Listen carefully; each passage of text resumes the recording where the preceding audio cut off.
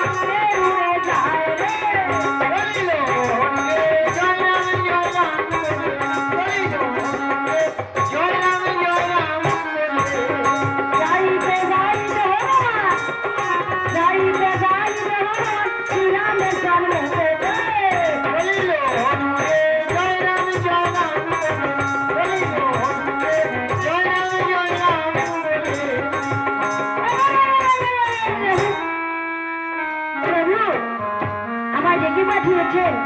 হ্যাঁ পুত্র, তুমি কি পারবে ওই নীল রাজভবনে ইন্দ্রলোকে নীলক রাজ্যে তুরান দেশে একটি অষ্টমানের অস্ত্র রয়েছে, আজকে এখানে এনাদের যজ্ঞে লাগবে, তুমি কি পারবে হনুমান? পুত্র বলছে অবশ্যই পারবো, আমি 40 মান হনুমান, আপনার বদলে আমার বাস্তবে থাকলে আমার সবই সম্ভব। প্রভু আপনি আদেশ করুন, আমার দেহ যাই হোক আমার হৃদয় মন্দিরে আপনি বসে রয়েছেন, আপনি আদেশ করুন, আমি এক্ষুনি রওনা হব। প্রভু বলছে পুত্র আমি তোমাকে বদলে রাখলাম তোমার বস্ত্রকে, তুমি রওনা হয়ে যাও পুত্র। তখন কি করলেন হনুমান?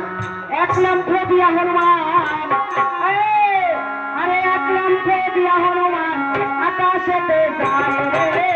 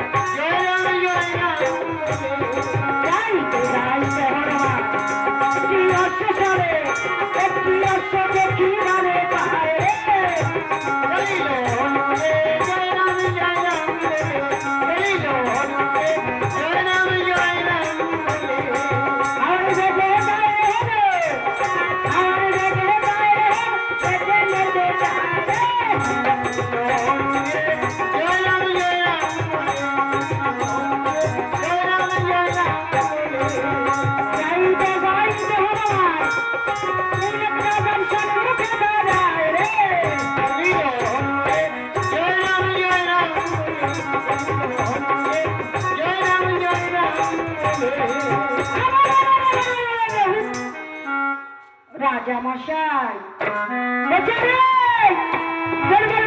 নাকি নাকি কথা বলে, দেখতে কি বিচ্ছিরি বড় বড় প্রশান্তর গাছ, দূরা দূরা দূরা, আমার রাজা যদি দেখে না অজ্ঞান হয়ে যাবে ভয়তে। বলছে সরে যা, তুই কার কাছে এসেছি, তোর নাম কি, কোথায় বাড়িতে? বলছে আমি অযোধ্যা নগর থেকে এসেছি, আমি নীলক রাজার কাছে এসেছি অষ্টবাণীর অশ্বের প্রয়োজনে। বলছে না ছাড়বো না, কি করবি তুই? বলছে একটা মুষ্টির খাই, আমি হনুমান, আমি 40 মান হনুমান, এক মুষ্টির খাই, তোর চটকায় দেবো, সরে যা, আমায় যেতে দে। হেনকালে রাজা শুনতে পেয়েছে কিছু একটা হট্টগোল হচ্ছে। দৌড়ে এসে বলছে, আরে বলো বলো, আরে হনুমান তুমি এসেছো? আরে আরে আরে তুমি কেন মাটির মধ্যে? আসো হনুমান, সারাদিন তুমি রাম ভজনা করো, রামের সঙ্গে থাকো, তুমি সারাদিন রামের সঙ্গে থাকো, তুমি রাম জপ তপ করো। তুমি যদি আমার হৃদয় মন্দিরে আসো, তোমার যদি একটু ধরি, আমার যত পাপ রয়েছে সব খণ্ড হয়ে যাবে। আসো আসো হনুমান, তুমি আমার বুকের মধ্যে আসো। হনুমান বলছে, তার আর প্রয়োজন নেই রাজা, আমার এই চরণ ধারে মাটিতেই আমি বেশ আছি। বলছে, তোমার হাতে ওটা কি হনুমান? বলছে, এর মধ্যে 50টি স্বর্ণ মুদ্রা। কি কারণে এনেছো? এটা দিয়ে কি হবে হনুমান? বলো বলো, তোমার প্রভু কেমন রয়েছে, দেশ কেমন আছে? তেমন ভালো নেই। এই স্বর্ণ মুদ্রা আপনার জন্য বিনিময়ে একটি অষ্টবর্ণের অশ্ব এই যজ্ঞে আজকে লাগবে। বলছে, যজ্ঞে লাগবে? সেই অশ্বকে যত্ন করে রেখেছি, তুমি নিয়ে যাও, তার জন্য স্বর্ণ মুদ্রা তোমাকে দিতে হবে না। যাও হনুমান।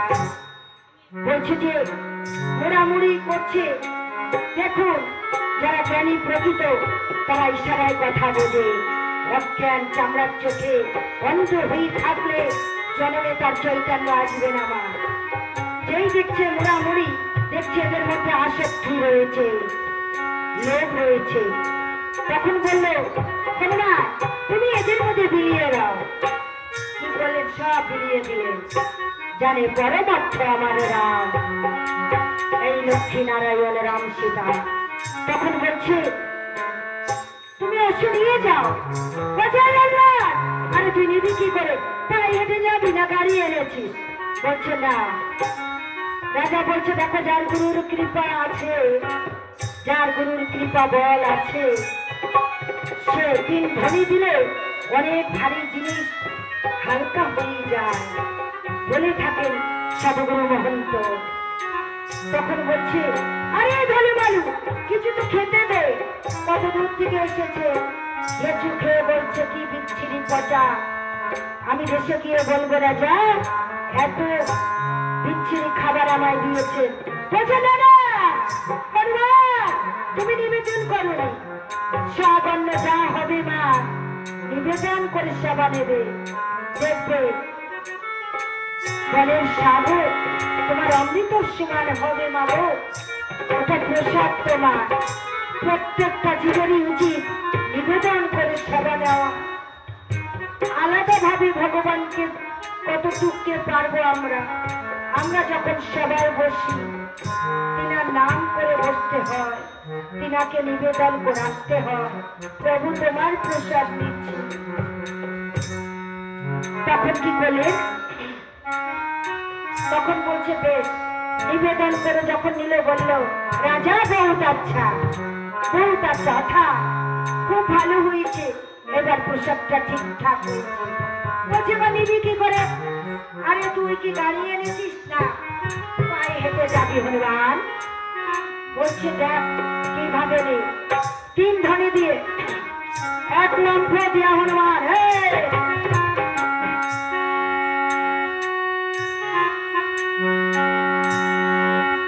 এক লম্ফ দিয়া হনুমান, আমার দিকে টাকা, 1 লম্ফ দিয়া হনুমান আকাশেতে রে